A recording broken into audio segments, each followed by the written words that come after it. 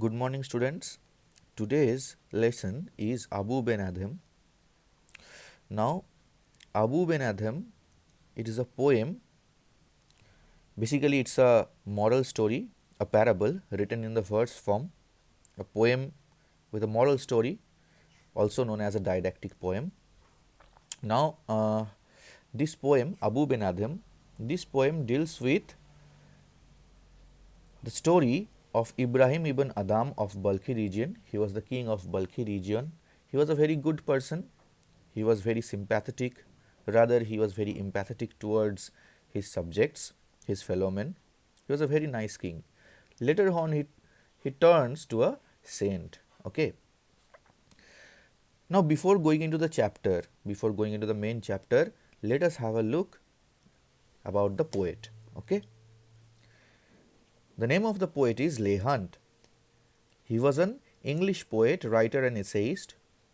A firm liberal, Hunt claims through this poem that true worship is manifest through the acts of love and service that one shows one's fellow men and women. So that is what true worship means, and this is the basic theme of the poem. Now it is set in a Middle Eastern country. We have a glimpse of the life of a godly man who is visited by a divine messenger. An angel visits Abou Ben Adhem, the godly messenger, the divine messenger. At first, Ben Adhem is disappointed to learn that his name is not among those who love God. He then asks his angelic visitor to at least include his name among those who love the other people. That is what he basically did. And this is what he asked the angel to do in return. The next night, the visitor returns and shows Ben Adhem the names of all people who had been blessed by God, and Abou Ben Adhem is delighted to see his name heading the list. So, this is the basic story with which this poem deals. Fine. Now, let us have a look, a closer look into the chapter.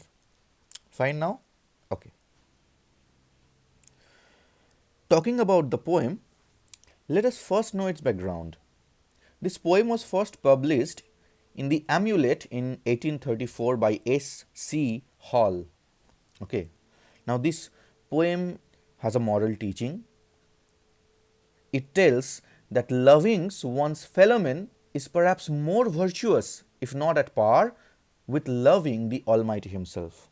That means there are people who merely showcase their love for God, but see, this thing is not worth as much as loving the fellow men of God, that is the normal people, the humanity, okay, the commonwealth. The legend, this is a story, this is a legend. This legend of Abou Ben Adhem was picked up by Hunt from a French book called Bibliothèque Orientale in the year 1697. As I already told you that this poem deals with the theme of brotherhood, loving one's fellow men, the spirit of fraternity. Okay, let us now get into the actual text of the poem. Now, concentrate. Abou Ben Adhem, within a pair of parentheses, may his tribe increase.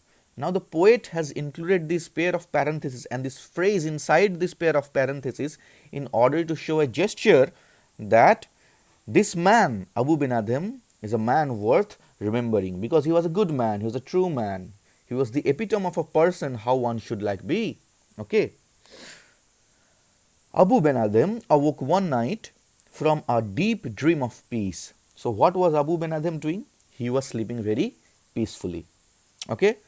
Now, what kind of a person sleeps very peacefully? Only a godly and saintly person who has no expectations from life and no complaints about life. Only he can sleep so peacefully. Okay. So, he awoke one night from deep dream of peace and saw within the moonlight in his room, making it rich like a lily in bloom, an angel writing in a book of gold. So, he woke up one night and he saw that the light coming through the window, the moonlight coming through the window, has filled up the room with a different aura, with a very mesmerizing and peaceful aura. Okay. And within that, As if a lily is blooming at the center of the room, an angel is standing. Just like a lily, an angel is, just gliding through the air in front of him. He was extremely pleased, he was very happy. The angel was writing something in a book of gold. Now this is very supernatural. Why we don't see angel visiting our rooms every day and writing something in a book of gold? There can be statues of angels, there can be golden colored books in our rooms, but we never see an angel doing some activities in our room. So this is a supernatural element in the poem. Okay. Now the angel has been compared to a lily using a simile. And why is that? Because lily is a symbol of peace. That is the reason why the angel has been compared to a lily with a simile. Okay. Exceeding peace had made Abou Ben Adhem bold. So Abou Ben Adhem lost all formal shows of courtesy because he was extremely peaceful, extremely excited at the same moment. And to the presence in the room he said, "What writest thou?" Instead of greeting in a formal tone, or instead of making a formal shows of courtesy or greeting, what he says directly that, "What are you writing?" The vision raised its head again.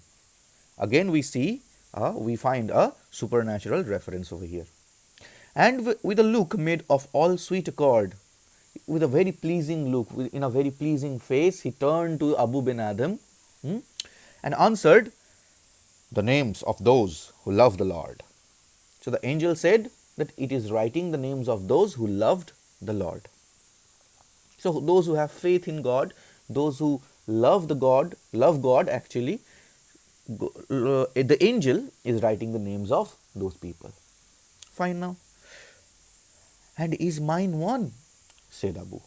Abu plainly asked, "Is mine one?" He was very eager to know because he was very dutiful towards his fellow men. He also loved the Lord very much. That's why he asked. "Nay, not so," replied the angel.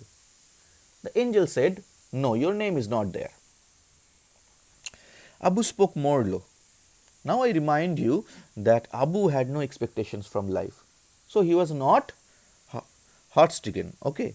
He was not sad to know that his name was not in the list. Abu spoke more low. Rather, he spoke in a more humble tone. He spoke more low, but cheerily still. But he was cheerful at the same moment. He was humble and cheerful, and said, "I pray thee then, write me as one that loves his fellow men." Okay, fine now. Sir, if you haven't written my name in the list of those people who love the Lord, then please be kind enough to write my name in the list of those people who love his fellow men. Because I am one such people. I am one such man who love God's fellow men. Okay. The angel wrote and vanished. The next night, it came again with a great awakening light. The light was so huge. Okay. It was so much full of blooming lights. Okay. Very peaceful. And showed the names whom love of God had blessed. And lo, Ben Adhem's name led all the rest. So initially Ben Adhem's name was not in the list of those people who loved the Lord. But eventually when the angel returned the second day and showed him the name of those people who loved the Lord, Ben Adhem's name was at the top of the list. Now this incident actually gives us a hint about the moral teaching that the poem deals with. I have told you already in the very beginning that this poem deals with the moral teaching that loving God's fellow men is considered worth more than merely showing love for God. Okay, so this incident actually is the hint that Ben Adhem's activities are considered greater than merely giving offering to God. Okay, and this ending line, "and lo, the element of surprise," is an evidence of that thing. Okay, so his love for mankind proved to be valued greater than the other's love of God. Okay, so this great awakening light is a metaphor for enlightenment. Ben Adhem, who was not sure whether he did really love God or not, whether his love for God is enough or not, actually got enlightened with this great awakening light, that his activities unknowingly, his unknown activities, what he was doing unknowingly, he was doing service to mankind, this activity is worth more than mere showcase of love towards God. Okay, so this is all about the poem. I hope I was able to make it clear to you all. Read it through and through.